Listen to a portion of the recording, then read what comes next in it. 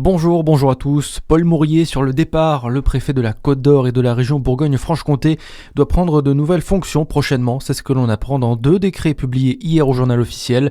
Il sera remplacé par Violaine Damaré, conseillère sécurité et intérieure dans l'équipe du président Emmanuel Macron. Violaine Damaré fut préfète du Vaucluse jusqu'en février 2024. La Fédération française du bâtiment de Bourgogne-Franche-Comté en appelle au pouvoir public. La FFB déplore 1720 entreprises adhérentes qui subissent des variations dans les prix des matériaux en plus des prix des carburants. La FFB assure avoir demandé un entretien auprès du préfet pour échanger sur cette nouvelle crise provoquée par le blocage du détroit d'Ormuz. Et face à la hausse des prix des carburants, une manifestation est prévue mardi à Dijon. Elle est organisée à l'initiative de Solidaire 21. D'après le syndicat, pour qu'aller travailler ne coûte encore pas plus cher, il nous faut des mesures d'urgence, ce que pour le moment le gouvernement refuse. Le rassemblement est prévu devant la préfecture à 18h ce mardi. Devenir senior n'est pas forcément une mince affaire, cela tombe bien. La maison des seniors du Centre communal d'action sociale de Dijon a lancé la Papothèque, une caravane itinérante créée pour aider les plus âgés dans leur quotidien. Elle était présente en début de semaine au Halles de Dijon, Lina Sidi Moussa.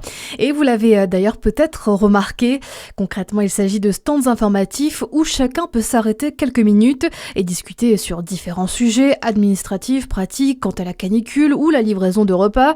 C'est une façon de se rapprocher et d'apporter toutes les informations aux 36 000 seniors de la ville et de faire mieux connaître les services et les dispositifs qui leur sont dédiés.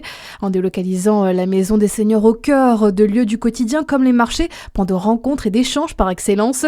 L'initiative veut renforcer le lien humain, créer de nouvelles relations entre les habitants, seniors ou non, et lutter in fine contre l'isolement.